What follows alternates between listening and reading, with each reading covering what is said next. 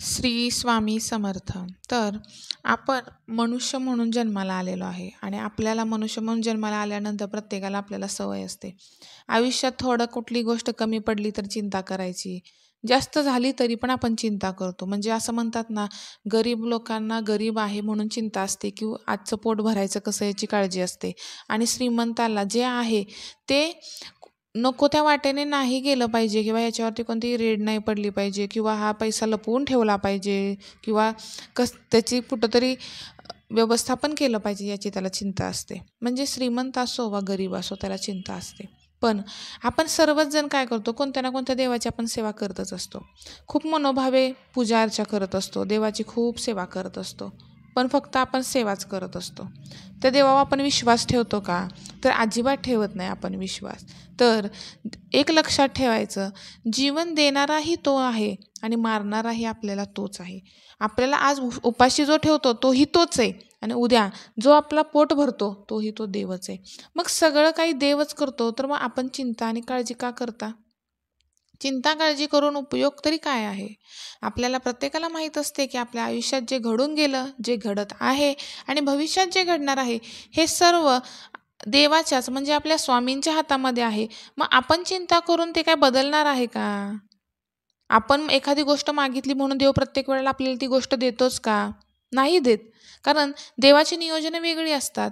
त्यापेक्षा तुम्ही देवावर विश्वास ठेवा ना. तो जे करेल ते आपल्या चांगल्यासाठीच असणार असा विचार करा आणि तुम्ही चिंतापासून मुक्त राहा. तुमची चिंताच मिटून जाईल. आपण जो काही विचार करतो ते कधीतरी सत्यात उतरते का? तर नाही. मग सारखा विचार करून आपण आपल्या शरीराला का त्रास देतो? आपल्या मनाला का त्रास देतो? तुम्ही स्वामींची सेवा करत असाल तर कोणत्याही गोष्टीचा त्रास करून घेण्यापेक्षा त्यांच्यावरती विश्वास ठेवून निवांत राहा, अगदी निसंकोच राहा. कारण तुम्ही विचार केला अगर नाही केला, चिंता केली अगर नाही केली, काळजी केली अगर नाही केली, स्वतःला त्रास करून घ्या अगर खुश राहा. त्याच्याशी काहीच संबंध नाही. स्वामींना जे तुमच्या आयुष्यात द्यायचं आहे ते स्वामी देणारच आणि जे नाही द्यायचं ते नाही देणार. आणि ज्या गोष्टी स्वामींना देऊनही नंतर काढून घ्यायच्या आहेत ते स्वामी काढून घेणारच. मग तुम्ही चिंता आणि त्रास का करून घेता? याचं कारण काय आहे? जर आपण जिंकलो तर ती स्वामींचीच इच्छा असते आणि आपण जर कोणत्या कामामध्ये हरलो, असफल झालो तर तीही स्वामींचीच इच्छा असते.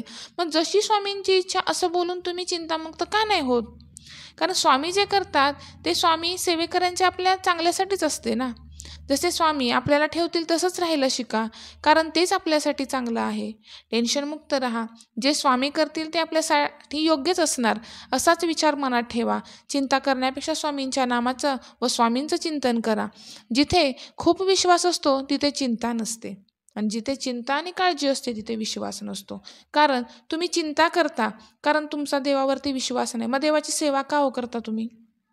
आणि तुम्ही देवाची सेवा करताय, मग ते तुमचा सर्व कार्यभार त्याच्या हातामध्ये. मग मग तुम्हाला चिंता कशाची?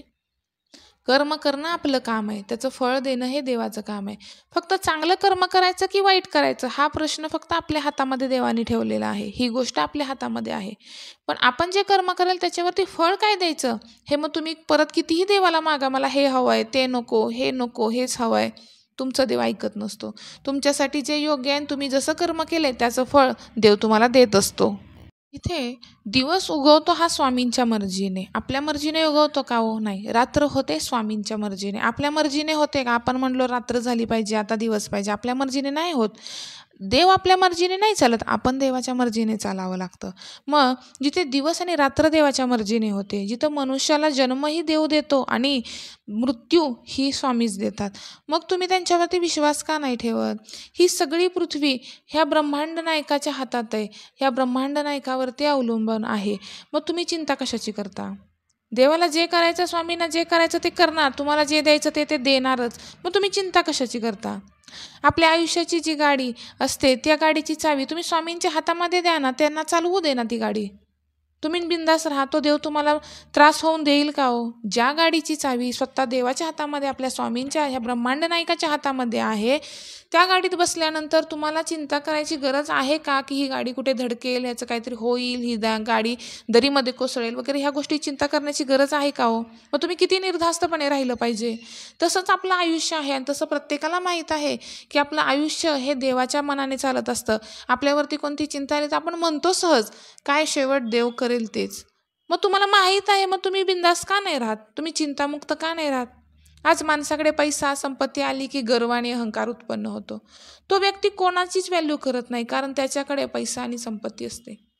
मग मी म्हणते, जी लंका सोन्याची होती त्या लंकेचा राजा होता रावण.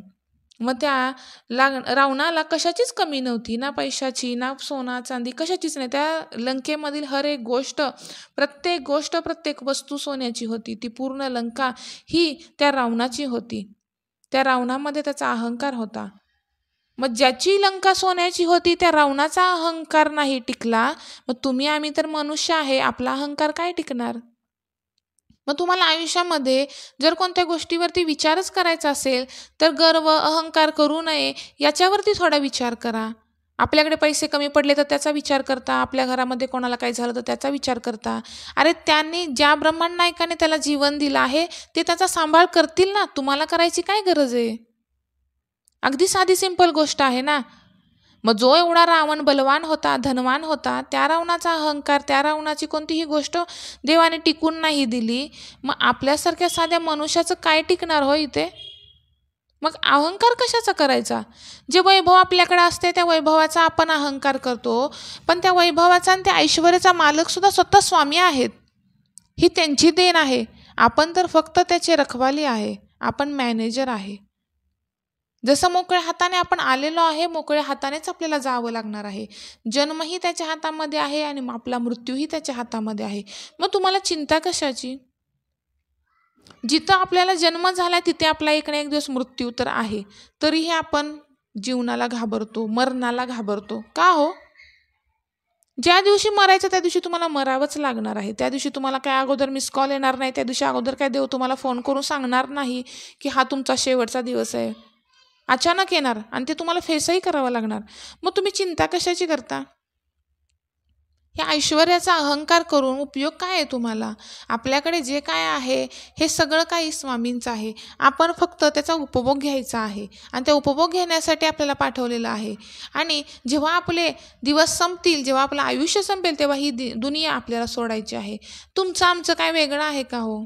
ज्याला जन्म आहे त्याला मृत्यू तर आहेच ना.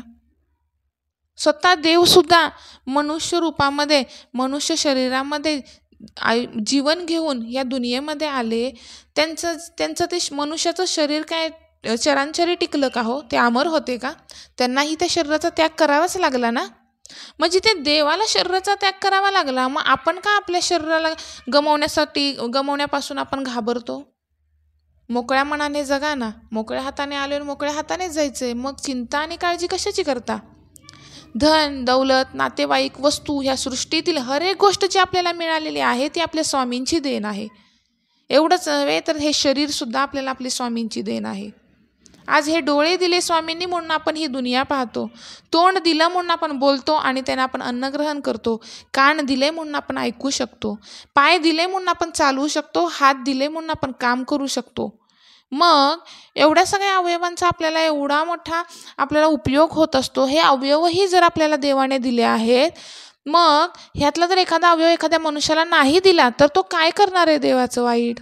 त्याला आहे तसंच राहावं लागणार आहे ना. त्याला एखादा हात नाही दिला तर त्याला एका हातानेच आयुष्यभर काम चालवावं लागणार आहे ना. त्या देवाच्या निर्णयाला तुम्ही पार करून पुढे जाऊ शकता का हो? नाही ना. मग चिंता कशाची करता? जे आहे त्यात तुम्हाला राहायचं तर आहे. तुम्हाला माहिती आहे देवाने आज एक पाय दिलेला नाही तरी एका पायावरतीच आपल्याला चालायचं आहे. मग तुम्ही चिंता कशाची करता? ह्या शरीरामध्ये जेवढे अवयव आहेत त्या सगळ्या अवयवांवरती ज्या देवाचा ज्या स्वामींचा अधिकार आहे तेच हे अवयव चालवतात आणि बंदही तेच पाडतात. मग तुम्ही आपल्या आयुष्याला, आपल्या मरणाला, आपल्या जीवनाला का म्हणून तुम्ही एवढं चिंताग्रस्त करून ठेवलेलं आहे? का काळजी करता? आपल्या आयुष्यात जे काही चांगलं वाईट जे होत असतं ते त्या स्वामींच्याच मर्जीनं होत असतं. मग तुम्ही चिंता कशाची करता?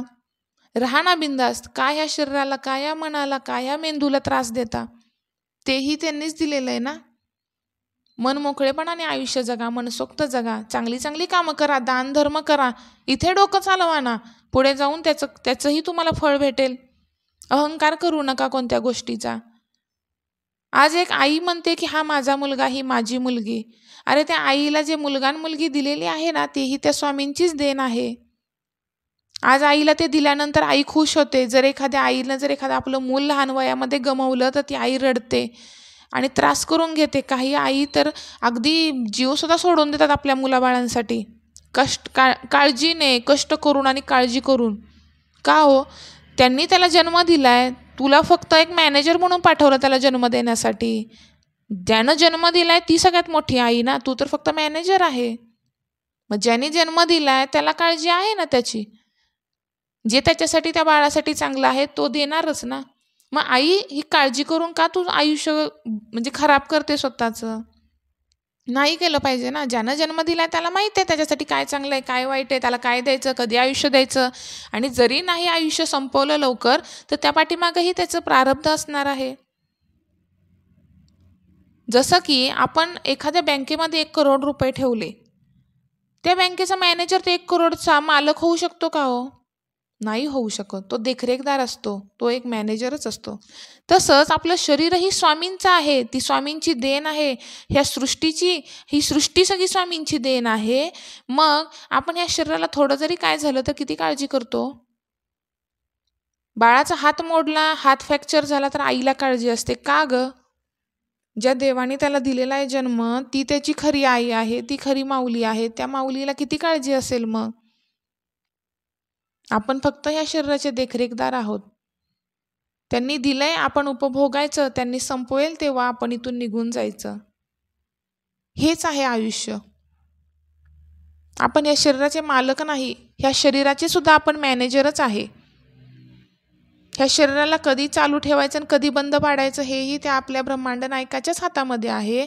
मग तुम्ही काळजी कशाची करता? चिंता कशाची करायची मग तुम्ही आता? काही लोक जमिनीच्या वगैरे केसेस किंवा खूप काही प्रॉपर्टीच्या केसेस वगैरे लढत आयुष्य चिंतेमध्ये आणि काळजीमध्ये घालवतात. अख्खं आयुष्य संपतं त्यांचं त्या चिंतेमध्ये, काळजीमध्ये. जाताना ते जमीन किंवा प्रॉपर्टी ते घेऊन जातात का हो बरोबर? म्हणजे घेऊन जात नाही हे तुम्हाला माहीत आहे, तरी सुद्धा तुम्ही तुमचं सगळं आयुष्य चिंतेमध्ये आणि काळजीमध्ये घालवता. आणि जर तुम्हाला माहीत असतं की हे घेऊन जायचं तर तुम्ही काय केलं असतं? किती लोक टेन्शन आणि काळजीमुळे स्वतःच्या शरीराला BP, शुगर सारखे रोग लागून घेतात. मग तुम्हाला ते घेऊन जायचं आहे का हो त्या गोष्टी?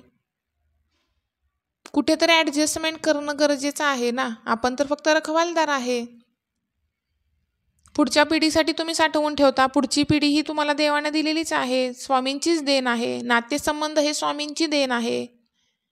हे तुम्ही मिळवलेलं, तुम्ही कमवलेलं काहीच नाही आहे इथं. मग तुमचं आहे तरी काय? ज्या डोळ्यानं पाहता तो डोळा सुद्धा आपल्या स्वामी माऊलीने दिलेला आहे. मग तुमचं काय आहे इथे? मग चिंता कशाची करता? स्वामींवर विश्वास ठेवून निश्चिंत राहा ना, काळजी करू नका. घेणाराही तोच आहे आणि देणाराही तोच आहे. मग आपण का काळजी करायची?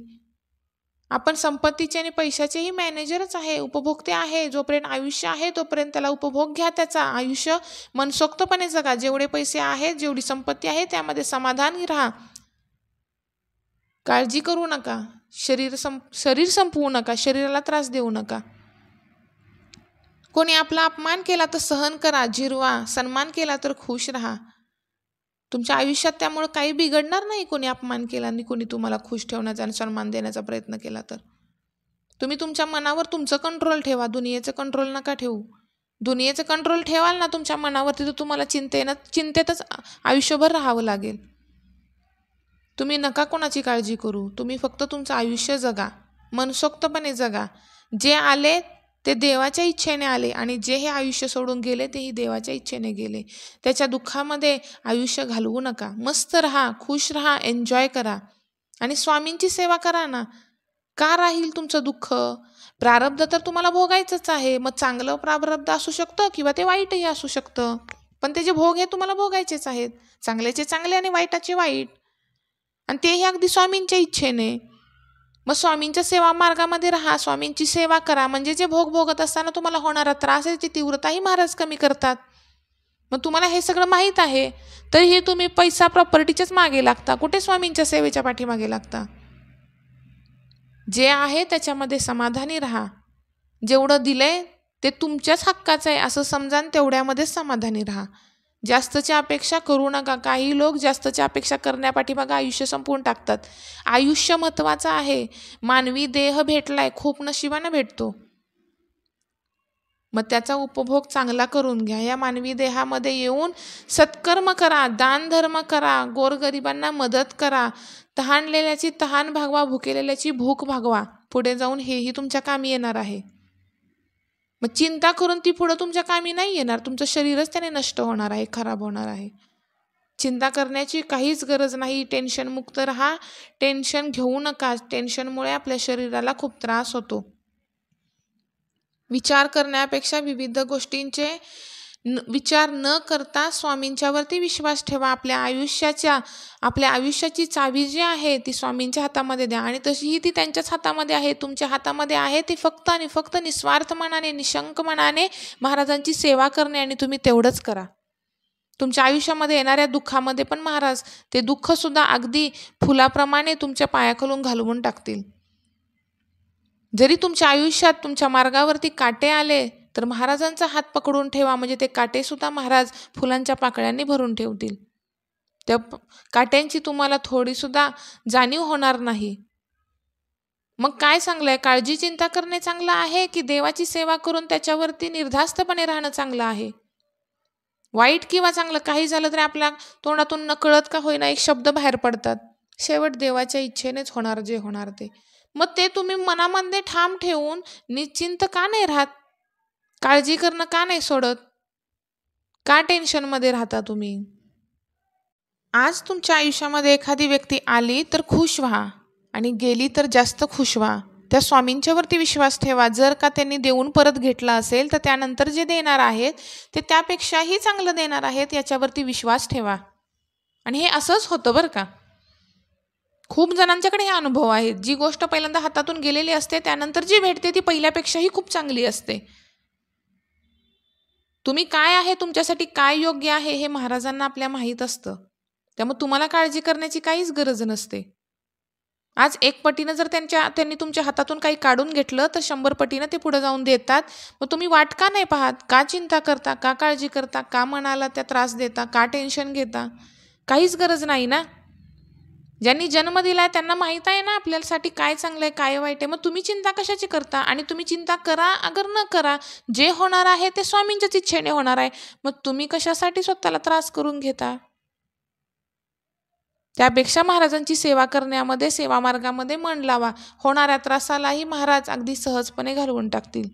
तुम्हा सर्वांना मी प्रत्येक व्हिडिओमधून महाराजांची सेवा करण्याबद्दल विनंती करत असते. तर एकदा करून बघा, सेवा मार्गामध्ये येऊन तर बघा. नाही चिंता आणि काळजी मिटली तर मग विचारा. तुम्हाला जर माझे व्हिडिओ असे कंटिन्यू पाहायचे असतील तर माझ्या चॅनलला सबस्क्राईब करा, बेल आयकॉनच्या बटनवरती क्लिक करा. म्हणजे माझे रोजचे येणारे व्हिडिओ तुम्हाला नोटिफिकेशनद्वारा येत राहतील. माझ्या व्हिडिओंना लाईक करत राहा, कमेंट करा. तुमच्याकडे काही अनुभव असतील तर कमेंटमधून ते शेअर करा. आणि इतर जर तुमच्या आसपास कोणी तुम्हाला दुःखी व त्रासलेलं दिसलं तर त्यांच्यासाठी हा व्हिडिओ जर योग्य तुम्हाला वाटत असेल कोणताही व्हिडिओ तो त्यांना शेअर करा. अगर त्यांना या लिंकपर्यंत पोचवा. तुम्हा सर्वांना माझ्याकडून श्री स्वामी समर्थ.